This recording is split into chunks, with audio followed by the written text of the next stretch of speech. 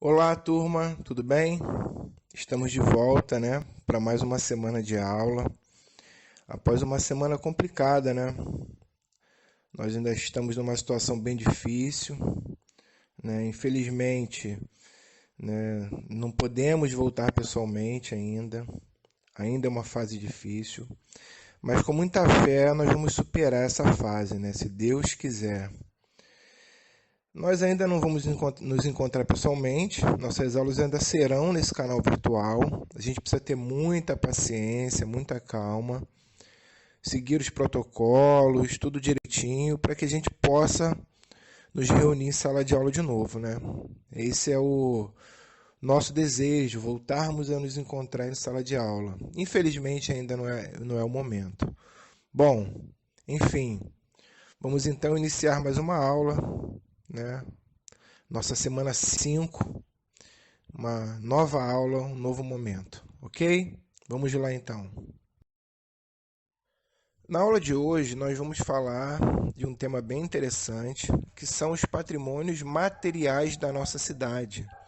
Ou seja, os elementos físicos, os monumentos construídos, que dão identidade à nossa cidade, uma identidade histórica e cultural.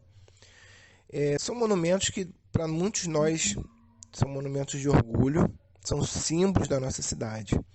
Hoje falaremos de dois desses patrimônios, dois desses monumentos: o Cristo Redentor e os Arcos da Lapa.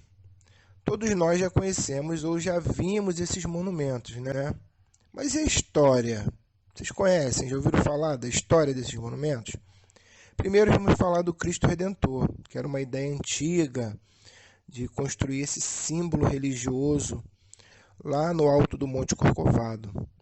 Essa ideia foi posta em prática depois de um concurso por 3 artistas que foram escolhidos para criar a ideia do Cristo: o desenhista Heitor da Silva Costa, o pintor Carlos Oswald e o escultor Maximiliano Pou. Eles colocaram a ideia em prática. A ideia era criar um monumento religioso, como eu já tinha dito, no alto do Monte Corcovado, e construído com dinheiro arrecadado por doações dos brasileiros.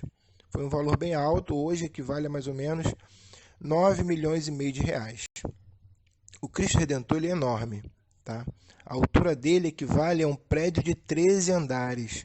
É um monumento bem grande que praticamente de quase toda a cidade do Rio de Janeiro você consegue enxergá-lo, da área, parte da Zona Norte, Zona Sul, região central. Dessas áreas você consegue enxergar o Cristo Redentor lá no alto do monte. Uma curiosidade é que parte do Cristo foi construída no Brasil, mas parte não. A cabeça do Cristo e as mãos foram moldadas em Paris, capital da França. Então, a ideia de que o Cristo foi todo construído no Brasil não é verdade, tá? Parte dele, principalmente a cabeça e as mãos, foram moldadas em Paris. Outra curiosidade é que todo o corpo é feito de pedra-sabão, é uma rocha muito comum no Brasil. E essa pedra-sabão, essa rocha, foi cortada em milhares de pedaços, em milhares de triângulos, que depois foram encaixadas como um quebra-cabeça, tá? Outra curiosidade é que no interior do Cristo existe um coração, foi construído um coração que mede mais ou menos 1,30 m. O Cristo ele foi inaugurado no ano de 1931, tá? E desde a inauguração ele recebe peregrinos, visitantes do mundo inteiro. Outro monumento importante que nós falamos lá no início são os Arcos da Lapa, que também são conhecidos como Aqueduto Carioca. Palavra difícil, né? Aqueduto, o que significa isso? Ouviram falar essa palavra aqueduto?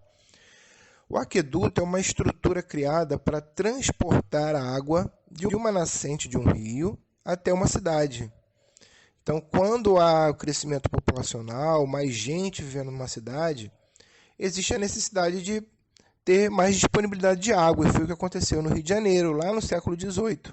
A cidade cresceu muito, precisava de mais água, então teve-se a ideia de construir um aqueduto.